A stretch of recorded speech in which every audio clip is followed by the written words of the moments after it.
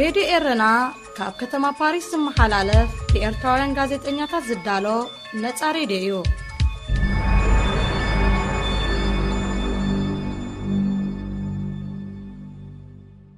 مباركة لما عنت قاشنا هون كم حجون كم كلايك سالسا جزيل مزلو حاونا هايلة تسفى مريم سوشيال وركر اب كالجاري لما عنتي أرسنا بزعبا متكل اب حبرتسبنا بخميريو برنسبل بحافشو مالتيو زي رئيسها عبر استيو بناتو خم من السي كابر بعث قاب 5 رقم ولا 35 قاب 5 زلون كأون ديو دو آياتات ناون كينو زلون ناتهم برسبكت ويرعى لهم أب ساعات زي بوزح بريات أب حبرة سبنا في لاب سوشال أب محوراوي هوتن محورو كومنت تشيرشن ولا بوليتيكاوي فللياتن سبات بتأمر خيار رأنا لو في لاب حبرة سبنا حجي تارسي بحافشيو زعما متكل انتايو رديتنا متكلنا انتايو ولا قال سبات أب حدا متكل تانيهم كايرو تريهم ويا حدا عينت علامات صنيحهم ناميك إيار بوزو حرمو سكي بزولة أسو بخميريو كمان السي النزل ديان سيئز اللهم مرحبا هايلي يغني لي ميكيلا كنت زبالك عبا أرأستنديو خمزي قليلو تنكف تبلو أيكونا نجن نزخونا ماتكال ويكا برينسيبل نيز بحالمش هجي سو نقول سب أب عالم كمزي حيزوو زنبر زلو حدا خمزي أو مبالي ويكا دو مبالي نحدا سب نحدا حبرة سبي هجين عبنت بولكنا عند حريقنا ولكاوي متكالات برينسيبل هلو كايو أب حدا مستعكب كخاني كم كومينيتي خاني متكالات هلو كايو شو خاو أبي خاني هم حجر كاني متكلات هلو كاي مالت هجيت متكل نتايو نعاي كنابرني يخقليو نعاي كابزلخ ومدرك كساجرني يخقليو الكات عملو إلامة مالتي نجي الزخاء بتعمي عقداسيو كله سب كاني خطلو وزقباي هجي نمنتا يودا تسب زتفلالي أمونغوسي قال متكلات حيزونا عبنت تقاوما يكونوسي ببوليتيكا عند حريقها أب نايدن بفتح تانيحس ناب تسرعت دقفلو درجة يودق ويك أنا بتسرعت إيدو يهب مالتيو تردي غاني حجي زي حدا تمتكل كاب زي محلاوي السوت راح زي كونا السخات عملو نجر نحرد خطك على سكونكا ويك أني أب كومينيتي نرأيو سك بسوشيال لايف نرأيو هجي عند حرد نافت كومينيتي جوين كب أبزاز لنا يا ختما حجي كومينيتي لنا إيرتران كومينيتي ناتو متكلات علوي بزرزر خمز انت زي بالكوها حدا نخلاتنا كم محبراوي كم إيرتراويان كنداوያን حقيفنا زنبر متكلات علنا اي مالتي السو طرح كيكونه غبو خخا تغبرلو مالت حجي اتن متكلتي ان كل شيء زخونه منسي ابت كوميونيتي خصمبر كله ناب زخونه تكالات خصمبر كله ناب ببوليتيكا ناب دليت فتحي يكون قال خير كله نت متكل انتي مقالسي إلو كمزمزو نعو خردو خلالو هدي خانو ناب كوميونيتي خدكيد كلها خاني افلطو خحلوك خلالو انت زي فليتكا جوين مسغبركا بزعباناتهم تشارتر بزعباناتهم برينسيبلسي كتردون كتامنلون كتكلالك عند حر زي كونكا عند حر زي تامنلو كونكا اي زي اسم ساعي تخيلني يالكا خدغدفا تخيلخا قديمكا مالتي جن اتنا احنا موستلي ابز غزي زنريو سب اندحر هو يلو جوين غيرو سخاخا جوين تغبرو مالتي اندحر زي كوينو خاني سب زحلحل اندحر يلو خاني تغدفو مالتي حجيتي اندحر اب وشتي صبو مردعتا سلازي بلكا اي مالتي حجي نتخلو ام كلاتنا نايت ناي مبتتاني يكون اب كوميونيتيز مصنا شجرات اب بوليتيكا زمصنا شجرات كاني ازيو خبل دل مالتي هاو حجي منسيتي اقداسن تايو اب كنز جلس غايو اب دايسبورا زلو كوميونيتات بفلاي حجاب كندا نرايو اب تورونتو اب كالغاري اب فانكوفر كوميونيتات فحفح أتوا بكل مكال بأسياب كورتي خيد محضر حدا نوي يتصنح وي بحيلي ورد وي بحقي ورد وي دماتي عبال بعلو أفلوت أونايتي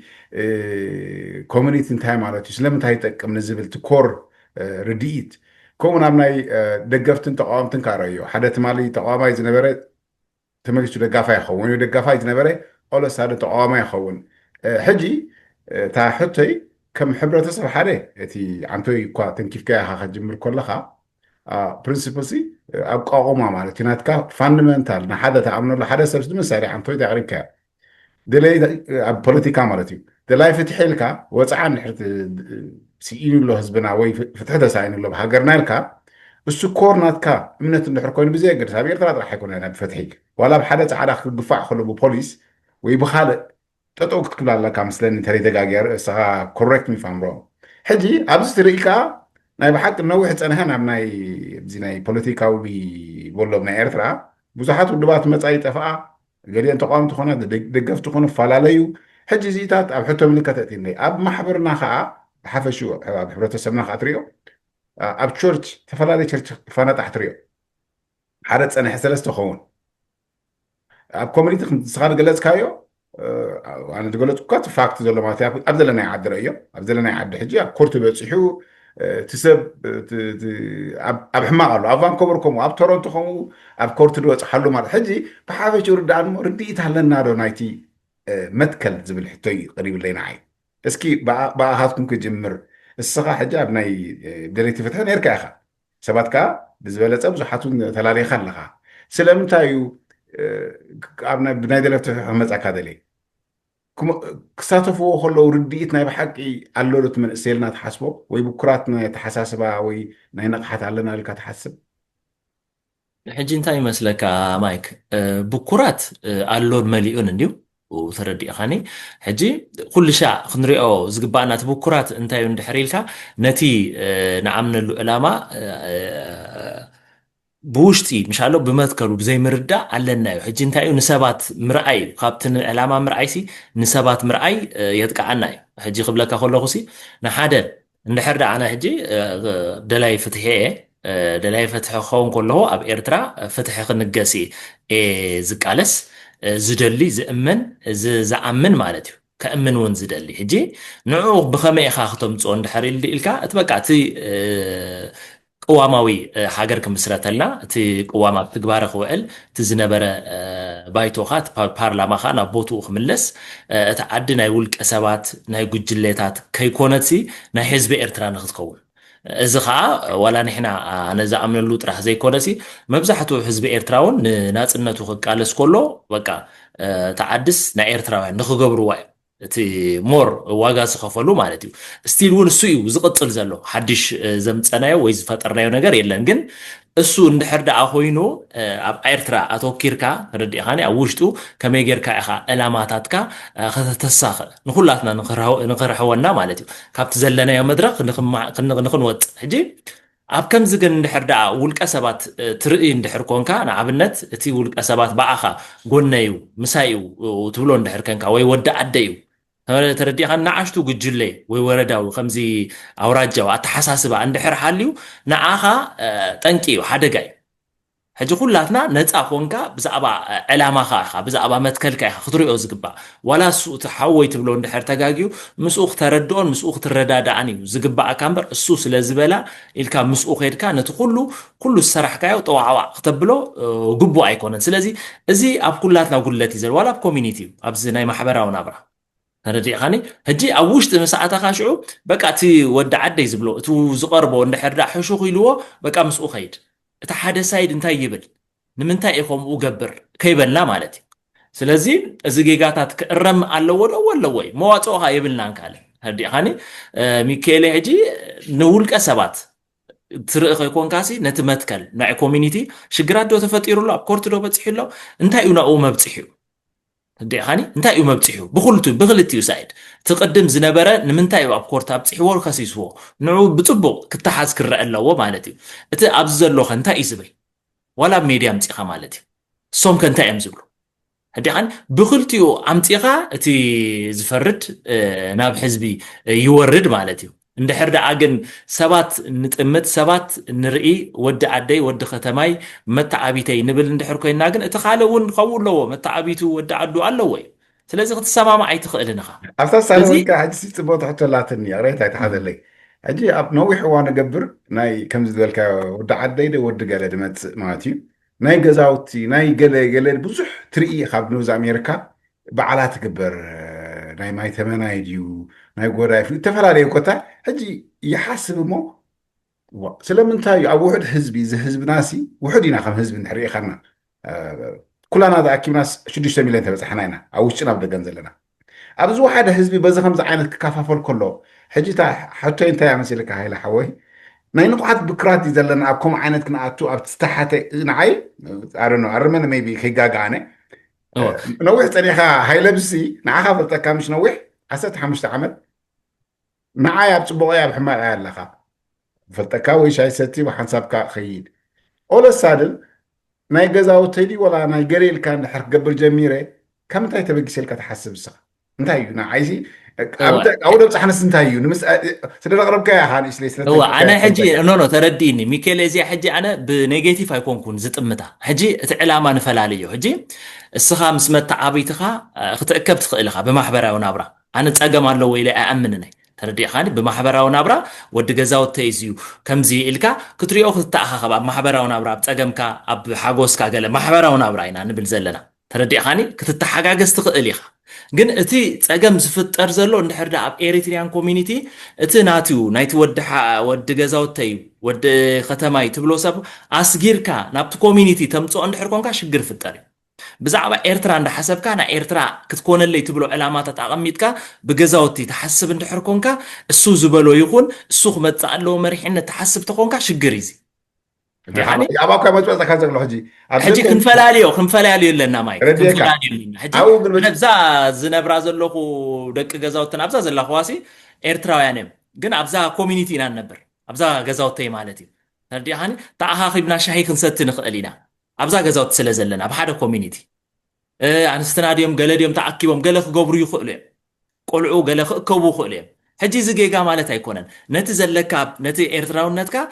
ተድማዓሉ እዩ ግድን ኩላትካ ኤርትራዊ ብሓደ ክትእከብ ማለት ኣይኮነን እቲ ገዛውቱ ክኣክብ ይኽእል እዩ እቲ ወዲ ከተሙ ክእክብ ይኽእል እዩ እቲ ነናቱ ማሕበራት እዚኣ ፀገም ኣይኮነትን እቲ ሞር ከማን ኣብቲ ናይ ማሕበራዊ ፀገማት ክትተሓጋገዘልካ ትኽእል እያ እዚ ፅቡቕ እዩ ካብቲ ናይ ብሓደ ብኤርትራውያን ጥራሕ ንተኣከብ ትብል ኣብ ንኣሽቱ ነገራት ኣኻኺብካ ክትተሓጋገዝ ፀገም ዘለዎ ኣይኮነን ግን ኣብ ኮሚኒቲ ክትሰግር ከለካ ኮሚኒቲ ናይ ኤርትራውያን ኣተሓሳስባኻ ናይ ኤርትራዊ ክኸውን ኣለዎ ብዛዕባ ኤርትራ ክትቃለስ ከለካ ብዛዕባ ኤርትራ ኢኻ ትቃለስ ዘለኻ ዕላማኻ ብዛዕባ ኤርትራ ክኸውን ኣለዎ እንድሕር ደኣ ኣብዛ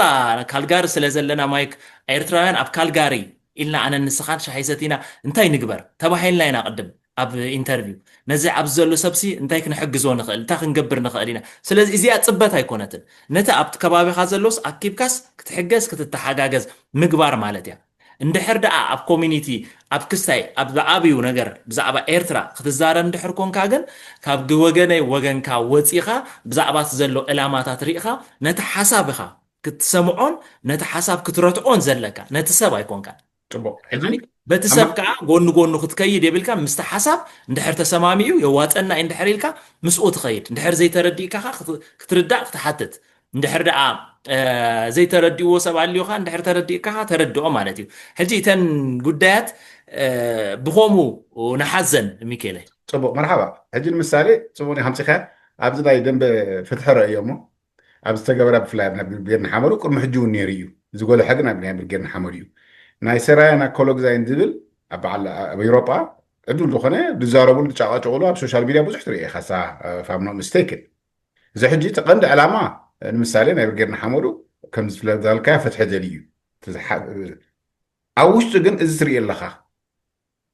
ሕጂ ካብ ምንታይ ትብሎ እዚ ሕጂ ንምሳሌ ኣብ ፖለቲካ ኢና ንዛረብ ዘለና ሕጂ ኣብቲ ናይ ወፂኡ ዶ ካብቲ ቀንዲ ዕላማ ወፂኡ ሲ ኣብቲ ናይ ኣውራጃዊ እንድሕር ከይዱ ኣብ ምንታይ ተስፍሮ እዚ ኣብ ናይ ንቕሓ ዲኻ ተስፍሮ ኣብቲ ናይ ዕላማ ወይ መትከል ደይምርኣይ ተቐንዲ መትከል መገሲኡ ሲ ደይምፍላጥ ድዩ ብኸመይ ትገልጦ ስኻ ሕጂ ንምንታይ መስልካ ክኸውን ዘለዎ ንዘራርብ ማይክ ሕጂ ክኸውን ዘለዎ እቲ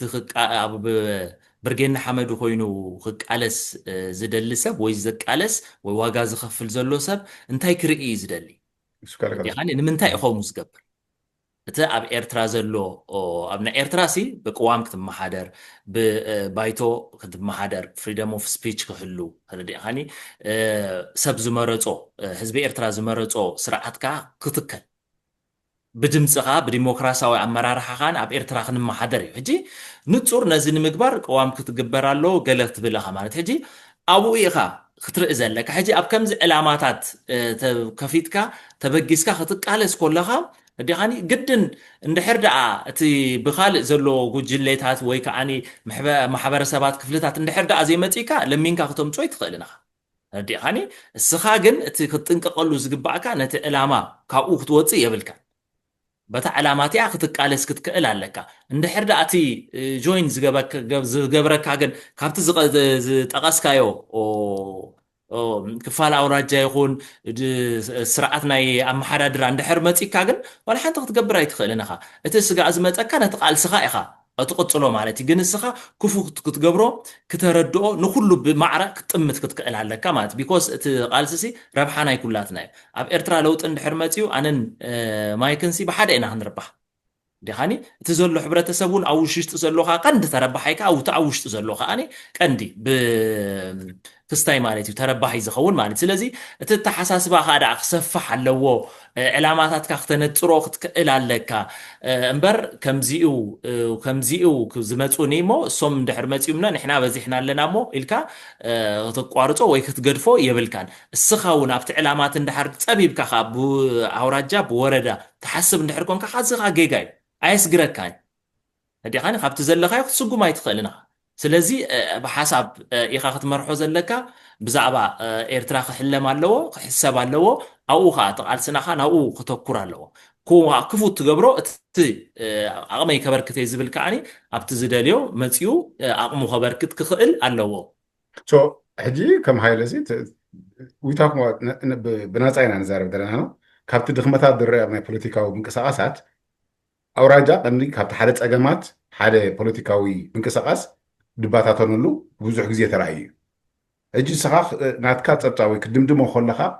ናይ መትከል ንፅርነት ዘይምህላው ድዩ ርዲድ ዘይምህላው ዶ ትብሎ እንታይ ትብሎ ስኻ ኣብኡ ተእትዎ ሶሪካ ረብሓው ተእትዎ ስኻ ሕጂ ኣብ ፖለቲካ ተሪኢኻዮ ድኾነ ሰብ ኣብ ፖለቲካዊ ዓዲ ናይ ኤርትራ ፖለቲካ ኮነን ቤዚክ ኒድ ኢኻ ትሓትት ኣለኻ ብሓፈሹ ፖለቲሻን ይቃየሩ እዮም مش قايرو እዚ ግን ኣብቲ ዕሉ ብሕጊ ዝኸይድ ፖለቲካ ማለት እዩ ኣብዚ ንሃና ትሪኦ ኣብ ናይ ደንበ ፍትሒ ብዙሓት ይቕልቀላ ገሊኡ ብኣውራጃ ገሊኡ ብፀገማት ገንዘብ ድዩ ገለ ይፈላለያ ብሓፈሹ እስኻ ክትሪኦ ከለኻ ብርካብቲ ደንበ ፍትሑ ነርካ ኢኻ ነዊሕ ናይ መትከል ርድኢት ስለዘሎ ኢልካ ትሓስብ ናይ ተሓሳስባ ጉዳይ ድዩ ኣብ ምንታይ ተእትወሱ ሕጂ ብኸመይ ዓይኖ ክተቕሶ ፀኒሕካ ኢኻ ፎከስ ክንገብር ኣለና ኣብቲ ዕላማና ክነተኩር ኣለና ግን ብከምዚ ክፈርሳ ፀናሓኸ እንታይ ስለ ዝጎደለኒ ሕጂ ክንምለሳ እንዲና ማይክታት ተባሃልና ሕጂ ጎደሎ ንቕሓት ኣሎ ዶ ኣሎ እዩ ነዲኻኒ ሕጂ እሱ ከዓ ዋጋ ክፍለና ኣሎ እዩ ፅበት ከሎ ዶ እወሎ እዩ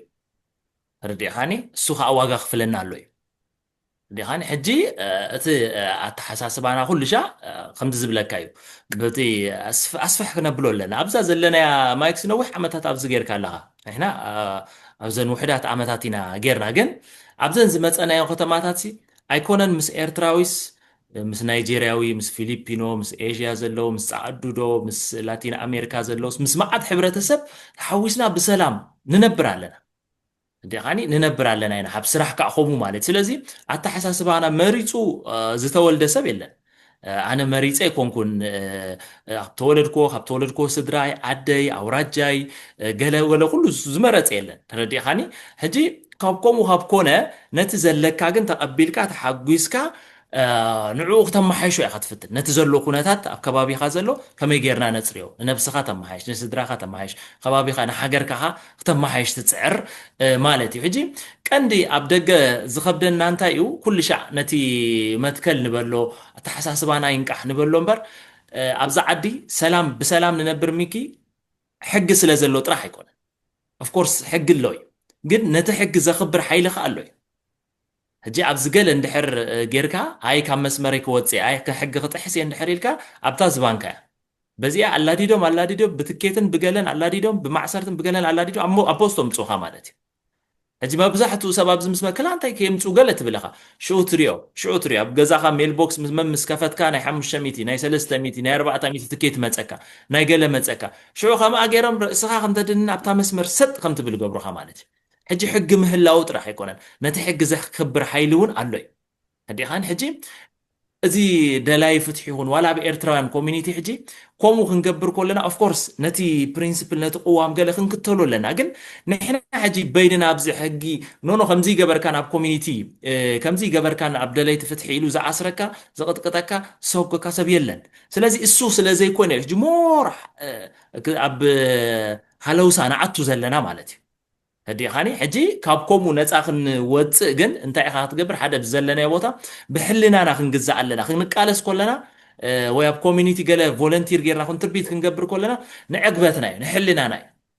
كان حدا سب جديدو أب إيرتران كوميونيتي خمس قبر زبلة النساء يلين جن بعلي فتية أب تعملني هيدي فولنتير قبر مالتي كان أبدليت فتحها إيرتران خط لوات كاني كابتزلنا يا عزقتين كله حبرة السب قال كونتربيت تقبر كلها زخونا سوا يجدد كان هدي خان بعلى خايخ سلازي بحلنا أنا خنجزع خنكقل علينا حلنا أنا خاجز أنا خنكح تقل على كمانتي نقحت كا تكوسكوسول لك تحسس بخا بنقحت تجزع لك حاجي قدنا يكون كان ببتر دات حرام كا زي جبر كان دقت تقطع خوب نحس أبكم مدرخو الموتشو سلازي يكون أب كله فحيلنا سلازلنا مالتي سلازي كل شيء نقحتنا كب كنا بلو لنا بستخ علينا خنا نبب علينا نتزلو برينسيبالات نت علامات نت فاليو كور نايتي تطويلو زلو ناي كوميونيتي يكون بزعبا ناي ودبات يكون سي نعو كنردو كنرد هنكئل علينا مالتي غيزي هبنا So I think ጽቡቕ ደርቢን ካላ ኣምሰል ብኽልተ ወገን ረኣኹን ሓደ ብንውልቀ ሰባት ኣይንከተል ርድኢት ናይቲ ካፈሎ ዘለና ወዘር ኣብ ፖለቲካዊ ምንቅስቓስ እንድሕር ኮይኑ ወይ ነቲ ርድኢት እቲ ዕላማ ተረዲእካዮ ወይ ከተብሎ ወይ ክትከተሎ ወይ ክትከተሎን ኣብ ማሕበራዊ ብፍላይ ናይ ኮሚኒቲታት ተሪእካ ኢኻ ወዘር ኣብ ቸርች ኣብ ኮሚኒቲ እውን ርድኢት ክህልወካ ኣለዎ ናይቲ ማሕበር ቅድሚ ምስታፍካ ክስቶ ወዲ ገዛውቶ ኢዶ ወዲ ዓደይ ከይኮነ نفسك أنا أخذت أطول لك أخذت بدل خف I'm not mistaken am I right تذكر مرحبا I think